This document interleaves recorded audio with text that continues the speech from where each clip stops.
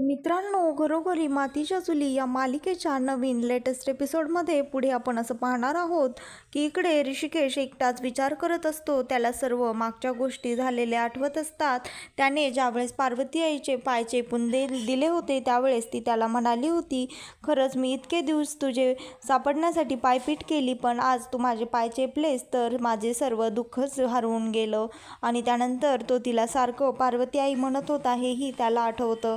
त्यानंतर तो म्हणतो, काय झालं, तुम्ही एवढे सर्वांनी तोंड का पाडलेली आहेत, असं सौमित्र सर्वांना म्हणतो. त्यानंतर तो म्हणतो, दादा मला माहीत आहे तुला फार दुःख झालेलं आहे. त्यावर तो म्हणतो, नाही सौमित्र, बरं झालं तू वेळेत आलास आणि हे सर्व उघडकीस आणलंस, नाहीतर माहीत नाही किती दिवस मी त्या बाईला पार्वती आई समजलं असतो. त्यावर तो म्हणतो, दादा मी समजू शकतो तुझं दुःख, कारण एका क्षणात होत्याचं नव्हतं सगळं होऊन बसलं. मला माहीत आहे दादा, तू तिला अगदी मनापासून आई मानलं होतंस, त्यामुळे तुला दुःख होत आहे. त्यावर तो म्हणतो, अरे सौमित्र, नाणं आपलंच खोटं निघालं, कारण नाणं खोटं कितीही असू दे ते एक ना एक दिवस पकडलं जातं, आणि ज्यावेळेस ते पकडलं जातं त्यावेळेस नाणं खोटं असलं की व्यवहार फिसकटतो, आणि नातं खोटं असलं की सर्व नाती फिसकटतात आणि भावनांचा खेळ होतो. त्यानंतर तो असं म्हणतो की खरंच मला आधीच जानकी म्हणाली होती, जर ही तुमची पार्वती आई असेल तर तुम्ही या जगातले सर्वात सुखी माणूस असाल, आणि जर ही पार्वती आई नसेल तर तुमचा कोणीतरी वापर करून घेतला जाईल. पण अगदी ह्या क्षणाला मला तसंच वाटत आहे.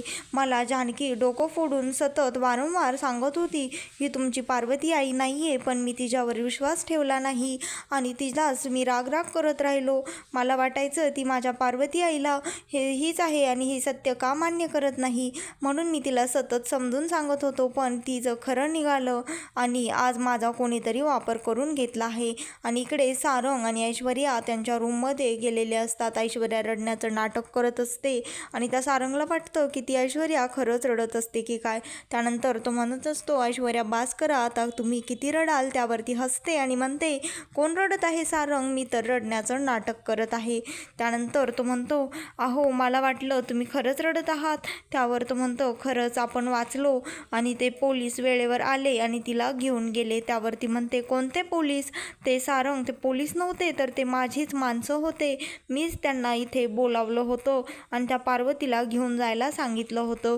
त्यावर तो म्हणतो, खरंच ऐश्वर्या तुम्ही फारच हुशार आहात. मला तर एक मिनिट असं वाटलं ज्यावेळेस तो सौमित्र सर्व खरं सांगत होता त्यावेळेस की आता सगळं संपलं, पण तुम्ही वेळेवरच कसं काय हो सगळं सावरता आणि प्रत्येक वेळी आपल्याला ह्याच्यातनं वाचवता. खरंच मानला ऐश्वर्या मी तुम्हाला. सारंग, तुम्ही काहीच काळजी करू नका, कारण ते खरे पोलीस नव्हतेच. त्यावर तो म्हणतो, ऐश्वर्या मला तर आधी वाटलं आता हिला खरंच हे पोलीस घेऊन गेले. पोलीस चौकीला विचारपूस केली आणि तिथे जर ही बाई सर्व खरं सांगितलं, आपलं नाव घेतलं, तर ते पोलीस येऊन त्या जानकीला सांगतील. पण तुमचे ते पोलीस होते म्हटल्यास मला आता काहीच टेन्शन नाही. आता माझ्या कुठं जीवात जीव आल्यासारखं झालं आहे. तुम्ही खरंच खूप भारी आहात ऐश्वर्या. मला कळत नाही तुम्हाला काय म्हणावं. तुम्ही प्रत्येकच वेळी काही ना काहीतरी युक्ती लढवत असता आणि हे सर्व होण्यापासून वाचवत असता. पण ऐश्वर्या, मला एक गोष्ट कळाली नाही, ती माणसे त्या लताबाईला आता कुठे घेऊन गेलेली आहेत. त्यावर तो म्हणते, योग्यच ठिकाणी घेऊन गेलेली आहेत जिथे तिची जागा आहे. त्यावर मग ते इकडे त्या लताबाईला ते खोटे पोलीस गुंडे तिला गाडीमध्ये घेऊन जात असतात आणि ती त्यांना वारंवार विनवणी करत असते, सांगत असते, मी चोर नाही आहे, मला माफ करा, मी तर ऐश्वर्याच्या सांगण्यावरनं तिथनं गेले होते आणि तेही माझ्या लेकीसाठीच केलं मी हे सर्व. मला काही अशी पैशांची हाव नाही आहे. पण तिचं ते गुंडे ऐकून घेत नसतात. आणि त्यानंतर ऋषिकेश इकडे जानकीला म्हणतो, खरंच जानकी तू मला सांगितलं होतं पण मी तुझं ऐकलं नाही, मला माफ कर, माझं चुकलं.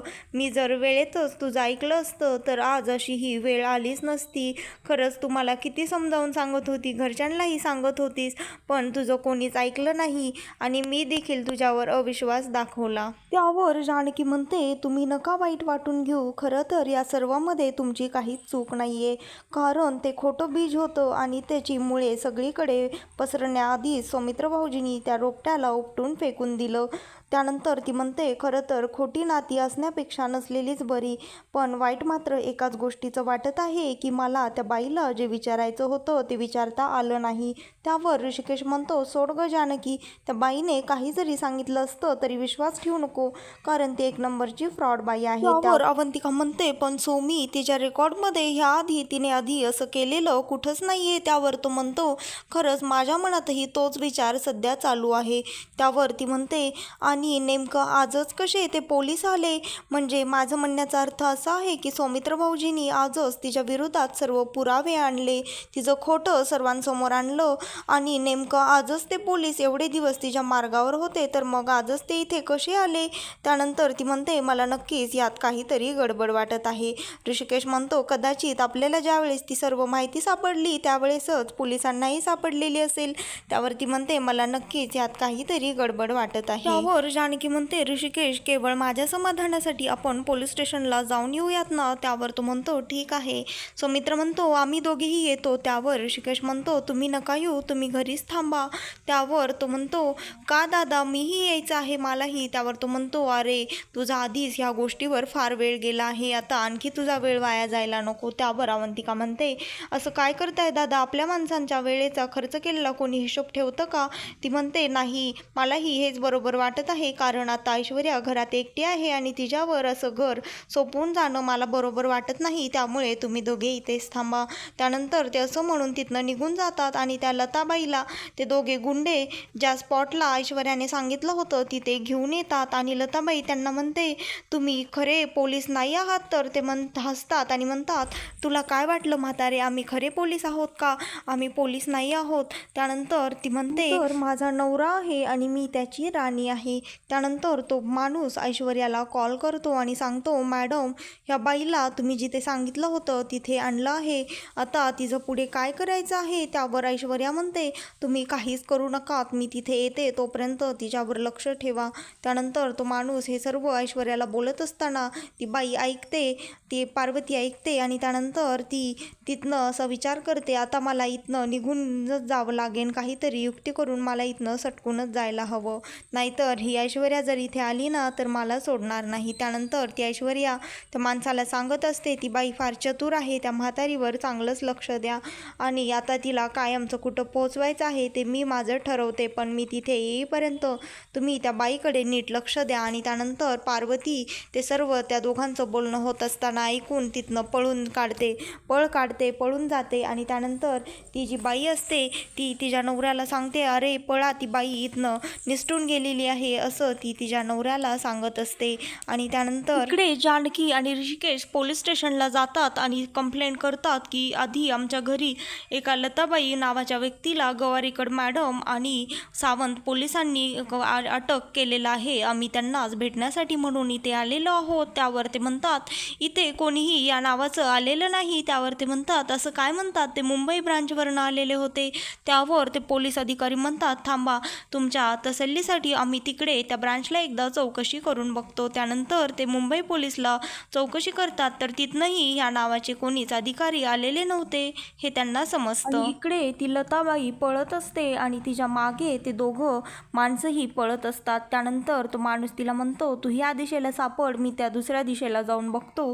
ती म्हातारी फार लांब पळू शकणार नाही, पळून जाईन कुठं, आणि आपल्यापेक्षा जास्त ती कसं पळू शकेन, तिचं वय झालेलं आहे. आणि इकडे ती लताबाईला काहीच कळत नसतं आता तिला कुठे जायचं आहे, कारण ते सर्व तिच्यासाठी नवीन ठिकाण असतं. त्यानंतर तो वापस त्या बाईकडे येतो, त्याच्या बायकोकडे, आणि तिला विचारतो, तुला काही त्या म्हातारीचा पत्ता लागला का? त्यानंतर ती म्हणते, नाही लागला.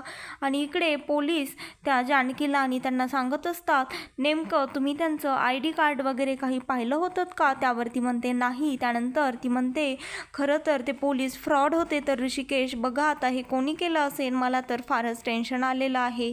त्यानंतर ते पोलीस त्यांना म्हणतात, काळजी करू नका, आम्ही त्या फ्रॉड पोलिसांना लवकरच सापडू. त्यावर ते जानकी म्हणते, ते लताबाईंना का घेऊन गेले असतील आणि कुठे घेऊन गेले असतील? मग त्या पोलिसांना ते फ्रॉड होते तर कोणी पाठवलं असेल आणि ते लताबाईंनाच का घेऊन गेले, असं सर्व तिच्या मनात प्रश्न आलेले असतात. त्यानंतर ते ऋषिकेशला म्हणते, ऋषिकेश, आता आपल्याला तिला सापडायलाच हवं, तिच्या जीवाला ते धोका निर्माण करू शकतात. त्यावर ते पोलीस म्हणतात, तुम्ही काळजी करू नका, असं काही होणार नाही, कारण ती जी फ्रॉड बाई आहे त्या बाईचेच ते कदाचित माणसं असतील, कारण आमच्याकडे आधी अशा बऱ्याचशा केसेस आल्या होत्या ज्या केसमध्ये कोणीतरी फ्रॉड बाई घरामध्ये घुसणार आणि त्यानंतर तिला अटक करण्यासाठी म्हणून तिचेच माणसं तिथे येतात आणि तिला घेऊन जातात आणि त्यानंतर ते सुटूनही गेलेले आहेत. अशा बऱ्याचशा फाईल आमच्याकडे आणखी पेंडिंग पडलेल्या आहेत.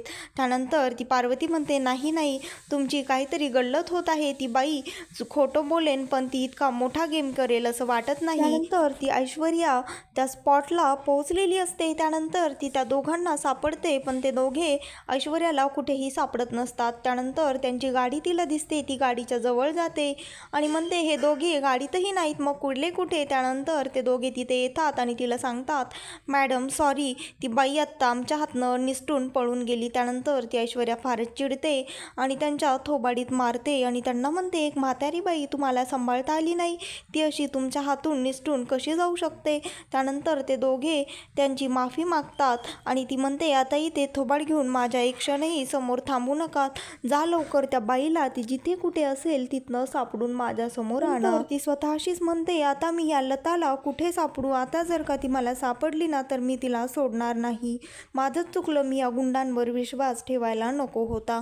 आणि ती लता इकडे तिकडे पळत असते आणि पळता पळता ती पडते, तरीही ती पळत असते. त्यानंतर तिला समोरच एक महादेवाचं मंदिर दिसतं. त्यानंतर ती त्या मंदिरामध्ये जाते. त्यानंतर ती देवाचं दर्शन घेते आणि म्हणते, देवा आता तुलाच माझी दया येऊ दे, असं म्हणून ती मंदिरातल्या एका कोण्यामध्ये बसते आणि त्यानंतर देवाची माफी मागते, देवाची प्रार्थना करते आणि म्हणते, तूच आता माझी मदत कर देवा, मला ह्यातनं वाचव. त्या ऐश्वर्याने तर मला आता माझ्या मुलीकडचंही ठेवलं नाही आणि कुठे मी पळून जाऊ असंही तिने मला सोडलं नाही, आता तूच मला वाचव आणि माझ्या मुलीला माझ्यापर्यंत काहीही करून पोहोचव. मी काही एवढा मोठा अपराध केला नाही, केवळ मी तर माझ्या मुलीला भेटण्याच्या आशेनेच त्या घरामध्ये गेले होते देवा, तुला तर माहीत आहे माझ्या मनात काहीच कपट नव्हतं. त्यानंतर ती देवाची माफी मागते आणि तिथेच एका कोण्यात बसून असते. त्यानंतर इकडे सारंग ती जी चिठ्ठी त्या लताबाईने त्या जानकीसाठी लिहिली होती ती चिठ्ठी घेऊन टेरेसवर येतो आणि ती चिठ्ठी वाचतो आणि म्हणतो, खरंच आता मी हे ऐश्वर्याला सांगितल्यास ऐश्वर्या मला शब्बासकी देणार, माझ्यावर खुश होणार, असं तो स्वतःच्याच मनाशी म्हणत असतो आणि म्हणतो, आता ह्या मायलिकीची भेट होणं काही शक्य नाही आणि आमचा प्लॅन आता सक्सेस झाला आहे, आता आम्हाला कोणीच पकडू शकणार नाही, असं म्हणून तो आनंदी होत असतो. आणि तेवढ्यातच त्यानंतर ती सारंगला फोन करते आणि त्याला विचारते, अहो ती लताबाई घरी आली आहे का. त्यावर तो म्हणतो, नाही, पण तुम्ही असं का विचारत आहात. त्यावर ती म्हणते, मी आता फारच टेन्शनमध्ये आहे, तुम्ही फक्त मला सांगा ती तिकडे आली आहे की नाही. त्यावर तो म्हणतो, ती बाई तर आली नाही, पण नाना त्या जानकी वहिनी सांगत होत्या की आत्ता त्या आणि ऋषिकेश पोलीस स्टेशनला त्या बाईच्या विरोधामध्ये कंप्लेंट करण्यासाठी म्हणून गेलेले आहेत. पण काय झालं, तुम्ही असं का विचारत आहात. त्यावर ती म्हणते, अहो ऋषिकेश, ते गुंड एक नंबरचे बिंडोक निघाले आणि ती म्हातारी बाई त्यांच्या हातावर तुरी देऊन त्यांच्या हातनं निसटून गेलेली आहे. त्यावर सारंग म्हणतो, ऐश्वर्या तुम्ही हे काय सांगत आहात, म्हणजे याचा अर्थ ती बाईच मोठी गुंडी निघाली आणि ती आता अशी कशी पळून गेली. तुम्ही त्या गुंडांना काही व्यवस्थित सांगितलं नव्हतं का. त्यावर ती म्हणते, ते सर्व सोडा, पण मला आता फारच टेन्शन आलेलं आहे. आता मी एवढ्या मोठ्या मुळशीमध्ये तिला कुठे म्हणून सापडू, कोणत्या बस स्टेशनवर सापडू की रेल्वे स्टेशनला जाऊ की हॉटेलमध्ये की कोणत्या गल्लीत कोणत्या घरात, नेमकं ती कुठे असेल, कुठे लपली असेल, मला काहीच कळत नाही आहे. त्यानंतर तो म्हणतो, अहो हॉटेल सोडा, बस स्टँड सोडा आणि कुठली गल्ली काय म्हणताय, मला चांगलंच माहीत आहे ती बाई कुठे गेलेली असणार. त्यावर ती म्हणते, तुम्हाला कसं माहीत असेल, तुम्ही हे काय बोलत आहात. त्यावर तो म्हणतो, ऐश्वर्या मी खरंच सांगत आहे, मला पक्क माहीत आहे ती बाई कुठे आहे. त्यावर ती म्हणते, मग आता हे सांगण्यासाठी तुम्ही काही मुहूर्त बघणार आहेत का, पटकन सांगा ती कुठे असेल आणि तुम्हाला कसं माहीत. त्यावर तो सांगतो, त्या बाईने जी चिठ्ठी जानकी वहिनीसाठी लिहिलेली होती ना, ती चिठ्ठी मी पळवली आणि त्या चिठ्ठीमध्ये तिने लिहिलेलं होतं, त्या मंदिरामध्ये महादेवाच्या नदीकाठी जिथे तो तलाव होता, जिथे मी तुला भेटले होते, तिथेच मी तुझी वाट बघत आहे आणि तूही तिथेच ये. त्यानंतर ती म्हणते, वा खरंच शाब्बास, मग I am so proud of you Sarang, तुम्ही आज खूप चांगलं काम केलं आहे. पण मला सांगा ती चिठ्ठी चिठ्ठी आत्ता सध्या कुठे आहे, त्यावर तो म्हणतो ती चिठ्ठी मी कधीच फेकून दिली, ती चिठ्ठी काही आता त्या जानकी वहिनीच्या हाताला लागणार नाही. त्यावर ती म्हणते करेक्ट आणि थँक्यू सारंग, खरंच तुम्ही माझी खूप मोठी मदत केलेली आहे. त्यानंतर ती फोन ठेवते आणि त्या बाईला सापडण्यासाठी तिथे मंदिरामध्ये जाते. तर त्यानंतर ती जानकी आधीच मंदिरामध्ये आलेली असते आणि सारंग हे तिला फोन करून सांगतो आणि म्हणतो जानकी वहिनी आधीच मंदिरामध्ये जायला निघाली आहे ऐश्वर्या, आणि ती चिठ्ठी ही जानकीने पाहिलेली आहे. त्यानंतर ती म्हणते तुम्ही तर माझे प्रॉब्लेम कधीही वाढवतच असता सारंग. त्यानंतर मग ती जानकी तिथे मंदिरात पोहोचते आणि तिथे एक गुलाबी कलरची साडी घातलेली म्हातारी बाई बसलेली असते आणि ती बाई ती हात लावायला जाते तर ती बाई तिच्यावर हल्ला करते, कारण ती पार्वती नसते. बाईला ऐश्वर्यानेच तिथे ठेवलेलं असतं त्या पार्वतीची साडी घालून, आणि त्या पार्वतीला ती ऐश्वर्या त्या मंदिरातनं दुसरीकडे घेऊन गेलेली असते. तर मित्रांनो, घरोघरी मातीच्या चुली या मालिकेचे नवीन लेटेस्ट एपिसोड पाहण्यासाठी आत्ताच चॅनलला लाईक, शेअर आणि सबस्क्राईब मात्र करा.